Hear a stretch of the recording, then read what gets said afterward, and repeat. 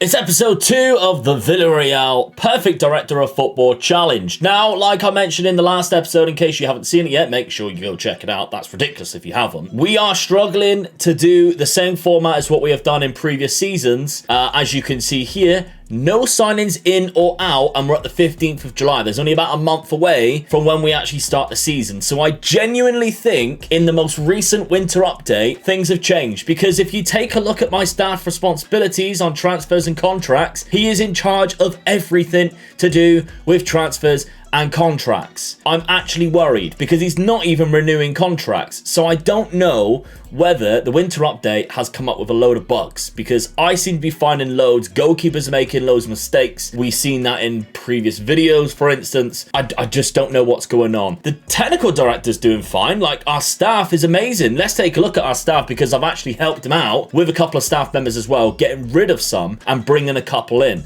We've got Moreno there, who comes in as an under-19s physio, but if we do this by date, I've brought in Paolo Rongoni as a fitness coach because he's fantastic at it, so we can help out our fitness department. Obviously, making better decisions with our coaches is going to help the first team. We still have £15 million and we have a good enough wage budget for him to at least make one sign-in. What I've been having to do, and we can see an offer was made here which was rejected because he's making silly offers for players as well, is I'm having to go, like I mentioned yesterday, to the suggest transfer targets and select roles. If I went that, for instance, here and did a Senate defender, these are the players he is coming up against. Again, though, they're not a lot of variety. Now, you can do this for a number of different positions, so we can do this and come up with different positions each time. Maybe we want to do a loan deal on the right or something like that, and he'll come up with Tahi Chong, for instance. That's obviously what we do, and then we go and select them for a transfer, add transfer target. I did that with, as you can see, this man here, because strike-wise, I think he would be a good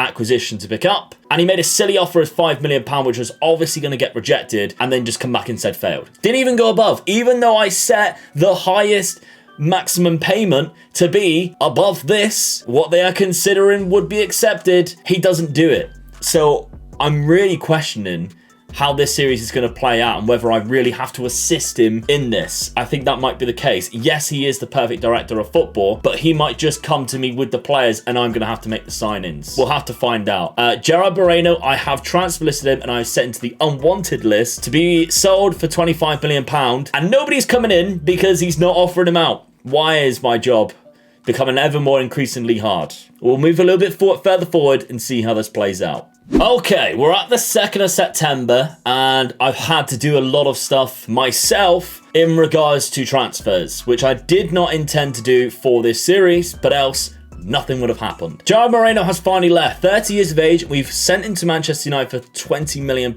He did score 2 goals in 1 game for us this season, which kicked on the transfer from Manchester United to happen. But I'm actually okay with him leaving because last season he didn't have a great season. 9 goals in 31 appearances is terrible. And we have sorted out a replacement because of a recommendation from Director of Football Mark Fairhurst. I don't actually think this is Mark's fault. I genuinely think this is the game's fault. Okay, but let's take a look. The signing that we brought in is Ivan Nielsen, 22 years of age. He is a striker, very good young striker, only 22, from Brazil. Likes to beat the offside trap. Yes, please. Good physicals, decent aggression as well if you want to play as pressing forward and that high intensity press. Good off the ball, good composure, decent enough anticipation to play the offside trap. Yeah, he's okay. He's all right. And that was suggested by the perfect director of football. And he actually did a deal himself where it took me 3 or 4 times to put him on the acquisition list as a transfer target before he finally got a deal done. £15 million plus a player exchange. That player was Alberto Moreno, who has gone to Porto. And I'm not exactly disappointed with it because he has that kind of mustache, which you're welcome to leave if you're going to wear that type of mustache around me. So we have sold him. We have also sold Javi Quintilla, another left back / centre back. And these guys, I was literally offering them out myself sometimes. I think one of them, it might have been Ivan Martin, I put on the development list to be loaned out. He actually got loaned out, which I was shocked myself. And he wasn't. I put him on the unwanted list and he's been loaned out to be transferred. So that's the only thing that's happened there. But another signing that we have made, because after last season, what I didn't realize was Rulli also left pre-season. He has gone to Krasnodar, so we were only one goalkeeper in the first team. So I got Marco Carnesecchi. I think that's how you say Carnesecchi. Let's go with Carnesecchi. Correct me if I'm wrong, please, Italian fans. Don't be rude about it.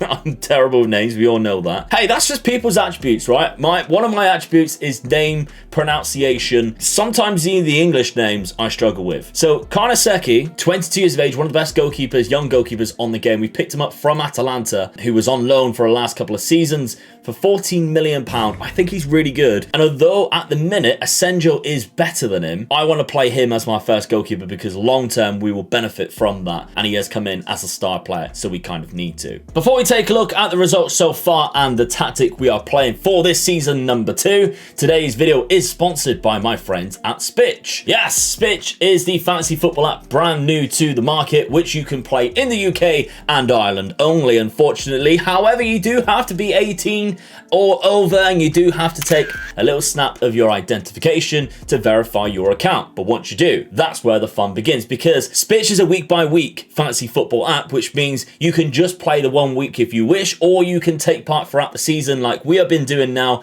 Even though we only started a few weeks ago, there's like 40 people in the community league that we have created that are now enjoying playing SPITCH, competing against each other. And even though it's free to play, it's not just money that you can win for the next 3 game weeks. We actually have prizes, including Apple Watches, gift cards for PlayStation, Xbox, everything like that, and some Premier League jerseys of your choice. So with every game week, if you finish in the top 10, you could be in for winning a big prize, or if you were in the top 20 for the next 3 weeks overall, then you also get a prize, which could even be a package holiday. Unbelievable stuff for a free app. All the statistical analysis is on the app as well. You just have to leave the app to find out what player you want. And if you want to join my community league, there's 2 links at the top of the description. The first one is to join SPITCH, and just by clicking that link and joining, you'll be helping me as a content creator and obviously yourself, giving yourself some entertainment.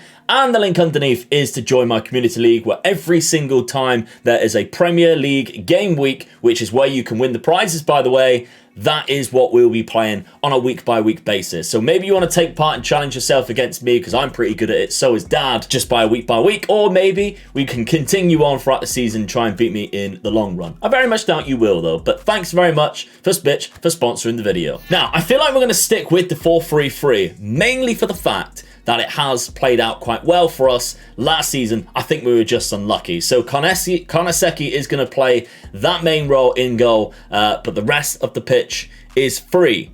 Let's go forward to the January transfer window. Okay, we're at the 1st of Feb, 6th place. We currently find ourselves 6 points off top 4. Sociedad and Valencia as well are absolutely smashing it. And Sociedad have only lost 1 game against Valencia too. Interestingly, their manager is Unai Emery, who used to be manager of Villarreal. So he's joined the other club and started to do very well indeed. Now, transfer-wise, yet again, he's not renewing any contracts, which does worry me in slightly. And he's not actually offering any other contracts. However, he has gone out of his way and made a sign-in. It's a miracle. I'm not sure what is happening. But Rasmus Cartensen, who is a right-back, not a very good one, by the way, Danish. I mean, he's good Danish right-back. For the Danish league, he's probably one of the best right-backs that you can probably get. But for the La Liga, he's not going to get a first-team look-in. We have actually sold a couple of players as well during this. 12.25 million for Pervis Eustapian, who wasn't actually registered, so I put him on the unwanted list. So we managed to get £12.25 million out of him,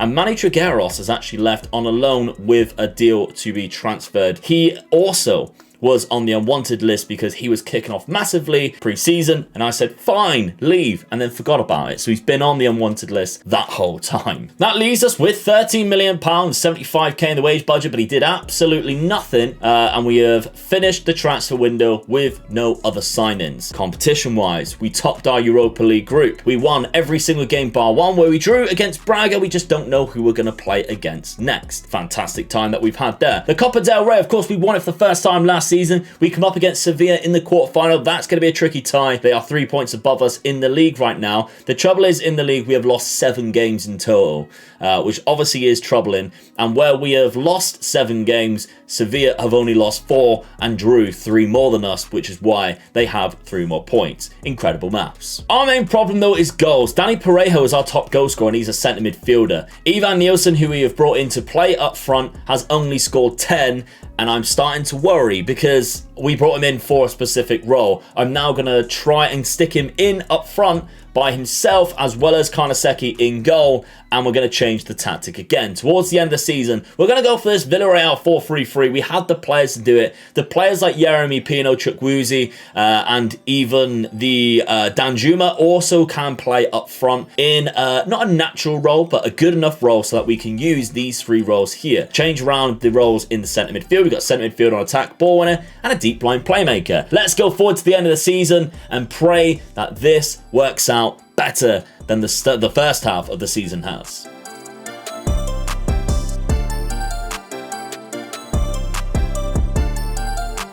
Unfortunately, 6th place is where we stayed, in behind Sevilla by a point as well. Valencia and Sociedad finished in 3rd and 4th place. Fair play to Sociedad, only losing 2 games the whole season. The other one was against Bilbao, but they drew 10, which is a high amount because if they just picked up a couple of more wins there, they see themselves challenging for the title. Real Madrid ultimately beat Barcelona to the title by 1 goal. They now have Kylian Mbappe and Benzema scoring all the goals for them. So this is what we're going to come up against going forward. Now, Atletico Madrid have really dropped off, down to 52 points out of Europe, which means next season they are going to be praying that they can pull themselves back in there. And the fact that they don't have European football means that they're going to be a lot more fresh for the league games, which we aren't going to be. We're playing in the Europa League again. Speaking of the Europa League, how do we do? After defeating Sporting in the first round knockout stage, we come up against Sociedad, the team that have only lost 2 games in the league campaign. Cartensen, the guy that I was slagging off just a minute ago, scored an absolute banger. We were 2-1 down in the first leg. That made it equals. And then in the 92nd minute,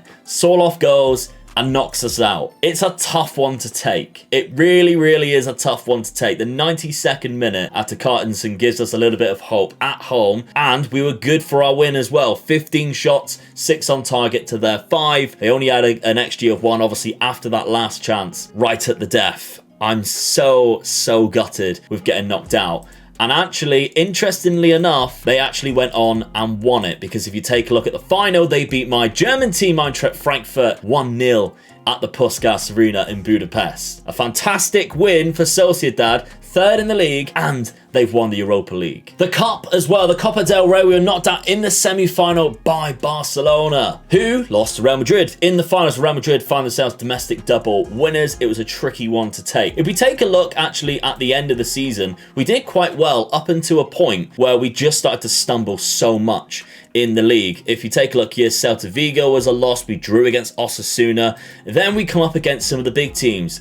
4-1 against Real Madrid, 1-0 against Barcelona, then a loss against Alaves, when at the end of the season, some big wins. Betis, Vallecano, Tenerife, all wins with a lot of goals. That's important. We needed to score more goals. We have done so. Ivan Nielsen ended the campaign with 23 goals, playing 47 appearances. It's not actually that bad. Really, when you consider it, it's not that bad. Goals from midfield, though, have been crucial from us. Danny Parejo only on 15, and though obviously he was at 15 at the halfway mark, so changing the tactic has hampered his goal scoring, but I think it's a means to an end. 14 goals and 17 assists from Yeremy Pino is fantastic. We're lucky that we've got him, and he is asking for a new contract. Please, please, please, Mark, give him a bloody new contract. Dyer gets himself 13 goals, but the rest of the guys are slacking slightly. Performance-wise, we are getting a lot of 7 ratings, including a lot of our forward-thinking players. Fernino has come off the bench a few times and picked up 5 goals. Is it time to start bedding him in to that starting 11 as well? It's an interesting pre-season that we have ahead of us. We still have only been given £10 million, despite our finances suggesting that we have actually £5 million. But that's gone down a lot since I last looked at it. The last time I checked, was we were around about the £20 million mark. Yeah, just after Christmas. So we need to start bringing in money, and that means getting into the Champions League. We can only get into the Champions League if we improve our team. It's a vicious cycle. Join us for tomorrow to see how we do. Thank you very much for watching. Make sure you smash a like if you're enjoying this series despite the flaws that the new perfect director of football might have. We're trying to work with it. Let me know your thoughts down in the comments, and let's keep our fingers crossed for next season. Sign up to SPITCH if you can. Check out all the links down below. We're playing some new games, in fact, on the Omega Luke Plays channel, which is my second channel with all the live streams. We've also done games such as WWE 2K22 on there. I did a full season on my career mode. So if you want to check that out, please do. And I'll see you on the next one tomorrow. Bye-bye.